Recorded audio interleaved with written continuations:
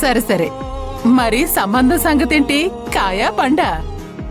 పండే వదినా, మాకన్నా ముందే మా అబ్బాయి వరుస కలిపి బావా అని పిలిచేశాడు. వరస కలిసిందనే కదా అల్లుడు గారు ఇంత పెద్ద సహాయం చేశారు. మీరు వరసలు కూడా కలిపేసుకున్నారా? మరి మీ అమ్మాయి కూడా తలూపితే తాంబూలాలకి ముహూర్తం పెట్టేద్దాం. ఏమ్మా, నీకు అబ్బాయి నచ్చాడా?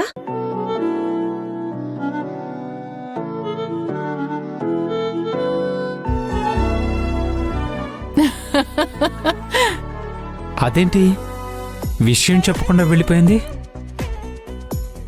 కొంప తీసి ఇష్టం లేదా ఏంటి? రేయ్, వాకిట్లో ముగ్గు, అమ్మాయికి సిగ్గు అలంకారాలరా. నువ్వు చూస్తే అర్థం కాలేదా? ఆ,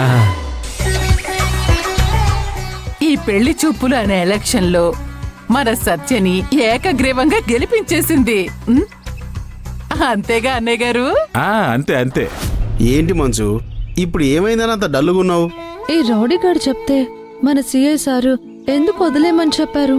మంజు, మనం పోలీసులం, దేవుళ్ళం కాదు. మనకు కూడా కొన్ని కండిషన్స్ ఉంటాయి.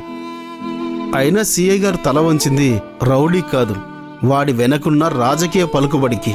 నీకు తెలుసు కదా ఈ సత్య ఎమ్మెల్యే మహానంది మనిషి అని.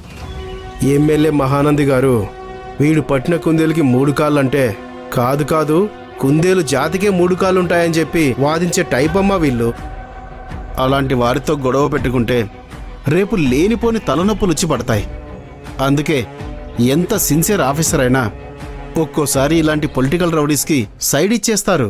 ఇలా రాజకీయ పలుకుబడి ఉందని రౌడీలందరికీ తల వంచుతూ పోతే ఇక ప్రజలకి న్యాయం చేసేదెప్పుడు? మంజు, ఒకప్పుడు వసుదేవుడంతటి వాడే గాడిద కాలు పట్టుకున్న కథ నీకు తెలుసా?